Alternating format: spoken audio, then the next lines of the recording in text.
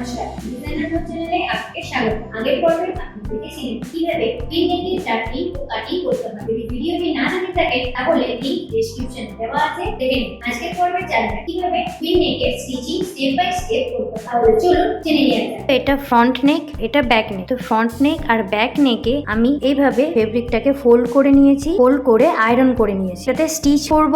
এই ব্যাক নেকটা আমি পুরো রেডি করে রাখবো, কারণ ব্যাক নেকটা প্রত্যেকটা নেকেই আমরা দেখেছি, তাই পুরোটা আমরা রেডি করে রেখে দেবো। তো ফ্রন্ট নেকে এই ছোট ছোট যে রাউন্ড গুলো রয়েছে সেগুলো আমরা কিভাবে করবো, আমি এখানে কিভাবে বসাবো, এগুলো সবগুলোই আমরা এখন দেখবো। এই ফেব্রিকটাকে আমি এই মেন ফেব্রিকের ওপর বসাবো। ফ্রন্ট ফেব্রিকের এটা হলো ব্যাক সাইড আর এই দিকটা হলো ফ্রন্ট সাইড। ফেব্রিকটাকে আমি সামনের দিকে দেখাতে চাইছি। মেন ফেব্রিকের ব্যাক সাইড, এই নেকের ফেব্রিকের ফ্রন্ট সাইড একসাথে ম্যাচ করব। আর এখানে যে কাটটা করে নিয়েছি আর এই কাটটা দুটো একসাথে এইভাবে ম্যাচিং করব।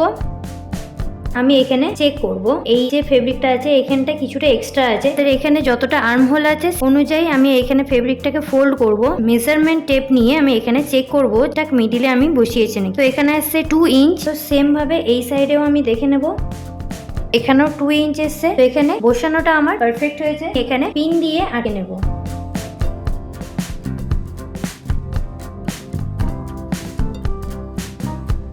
তো এইভাবে আমি পিন দিয়ে আটকে নিয়েছি। এরপর এই লাইনটা থেকে সেলাই করা স্টার্ট করব। ছোট ছোট রাউন্ডে স্টিচ করব। এইখানটাতে করব না, এখানে যে স্ট্রেট লাইনটা টেনেছি এত দূর অবধি সেলাইটা করব। তো এখন আমি এই লাইন বরাবর স্টিচ করব। যখন কোনো প্যাটার্ন থাকবে আর প্যাটার্নটা ছোট হবে তখন স্টিচ লেন্থটা কমিয়ে নেবে। আমরা সাধারণত সেলাই করি 2.5, কিন্তু আমি এখানে স্টিচ লেন্থটা রাখবো 1.5। যখনই ছোট ছোট সেলাই করব তখনই আমার এখানে ফিনিশিংটা ভালো আসবে আর প্রত্যেকটা স্টিচ যে রাউন্ডটা আমি করতে চাইছি সেম ভাবে আমি করতে পারবো। আর রাউন্ড স্টিচটা করার সময় যেগুলো খেয়াল রাখতে হয়েছিল সেম ভাবে এখানেও রাউন্ড স্টিচটা করার জন্য সেগুলো খেয়াল রাখতে হবে। চুঁচ নিচে থাকবে সব সময় যখন আমরা ফেব্রিকটাকে ঘোরাবো। তো ফার্স্টে আমি লক দেব। ফার্স্টে যে হাফ ইঞ্চ ছিল সেই হাফ ইঞ্চটা আমার এখানে কমপ্লিট হয়ে গেল। এরপরে আমাকে রাউন্ডে আসতে হবে। তো রাউন্ডে ছুঁচটা আমি নিচে রেখেছি। এরপর ফেব্রিকটাকে এইভাবে আস্তে করে ঘুরিয়ে নেব। এরপর এখানে স্টিচ করব।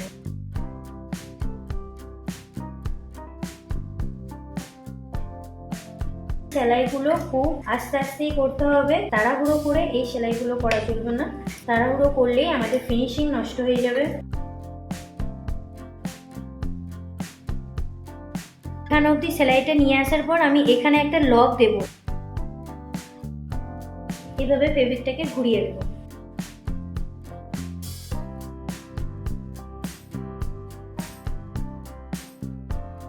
তো এখানে আমি দুটো রাউন্ড কমপ্লিট করে নিয়েছি।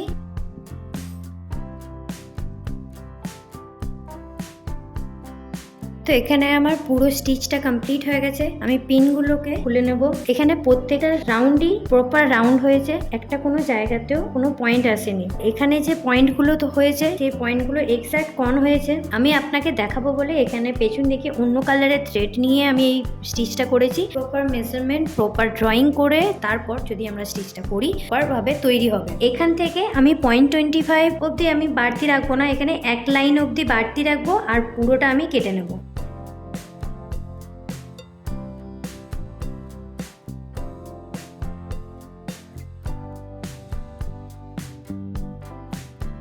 এক্সট্রা ফেব্রিকটাকে আমার কাটা হয়ে গেছে। এই কর্নগুলোতে একদম কাট টু কাট এইভাবে কাট করব। সুতো কাটবে না, কিন্তু আমরা কাট টু কাট করব। রাউন্ডটাতে আমরা 4-5টা কাট করে নেব। তো এইভাবে আমার পুরো কাটিংটা কমপ্লিট হয়ে গেছে। যে আর্ম হোলের যে সাইড দিকে যে এক্সট্রা ফেব্রিকটা যেটা রয়েছে এটাকে কেটে নেবো। এখন এভাবে এক্সট্রা ফেব্রিকটাকে কেটে নেব। এরপর এগুলো পাল্টি করব। এভাবে ধরবো, দুটো আঙ্গুল ভিতর দিকে আছে আর বাইরে দিকে দুটো। এই যে এক্সট্রা ফেব্রিকটা এইভাবে আমরা ভিতর দিকে করব।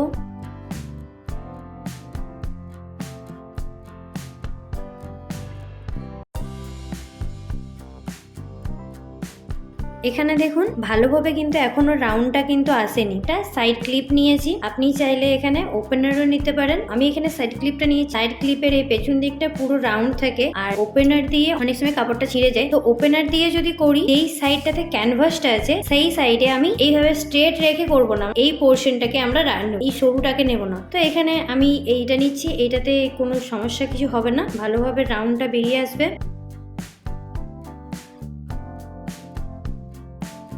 দেখুন এখানে প্রপার ভাবে রাউন্ড চলে এসছে। শুধুমাত্র আয়রন করলেই এখানে নেকটা পুরো কমপ্লিট হয়ে যাবে। আয়রন করে নেব।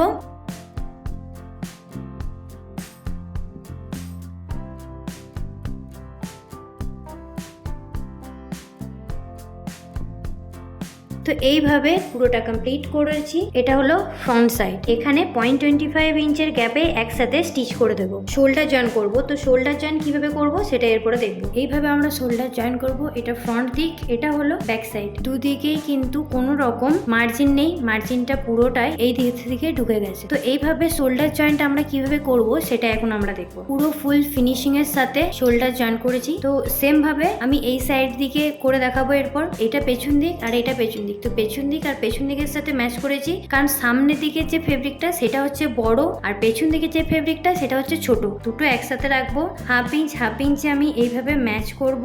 আর এই সাইড থেকে এইটুকু বাড়তি থাকবে ক্যানভাসের যে পার্টটা, সেই পার্টটাকে আমি এখন ছেড়ে দেবো। হাফ ইঞ্চের গ্যাপে আমি এখানে একটা লাইন টেনে নিয়েছি। তো সেই লাইন বরাবর আমি এখানে স্টিচ করে নেব। তো এখানে আমি পিন দিয়ে আটকে নিয়েছি। হাফ ইঞ্চের গ্যাপে এখানে স্টিচ করে নিয়েছি। এরপর সামনের দিকে ক্যানভাসের যে পার্টটা রয়েছে সেই পার্টটাকে এইভাবে ঘুরিয়ে পেছন দিকের সাথে ম্যাচ করব। সমানভাবে ম্যাচ করব, এভাবে পিন দিয়ে আটকে নেব। এরপর যেখানে আমি স্টিচটা দিয়েছি সেই স্টিচের উপরে আমি আবার একটা স্টিচ দিয়ে নেব। এটা ফ্রন্ট ফেব্রিক আর এটা ব্যাক ফেব্রিক। তো দুটোকে ধরে আমি এইভাবে টেনে নেব। এখানে আমার শোল্ডার জয়েন্ট এখানে কমপ্লিট হয়ে গেছে। সব মার্জিন ভিতর দিকে চলে গেছে। ফুল ফিনিশিং এর সাথে শোল্ডার জয়েন্ট হয়ে গেছে। 0.25 ইঞ্চের গ্যাপে এখানে একটা স্টিচ দিয়ে নেব। ব্যাক ফেব্রিকের যে স্টিচটা রয়েছে সেই স্টিচটার উপরে আমি আবার একটা এখানে স্টিচ দিয়ে নেব। তারপর সাইড ফিটিং করে নেব হাফ ইঞ্চে। আর নিচের পট্টিটা ফোল্ড করে নেব। ফার্স্টে 0.25, তারপর 0.25 করে, তারপর আমাদের কুইন নেকটা এখানে কমপ্লিট হয়ে যাবে।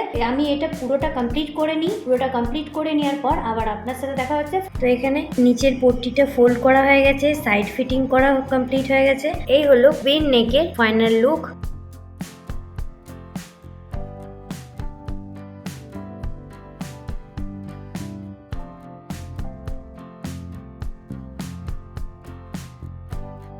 এই ছিল পিন নেকের স্টিচিং এর সম্পূর্ণ ভিডিও। আশা করি ভিডিওটি আপনার কাজে আসবে। ভিডিওটি কেমন লাগলো কমেন্টে জানাতে ভুলবেন না। আর এই পর্যন্তই, দেখা হবে নতুন কোনো ভিডিওতে। ধন্যবাদ।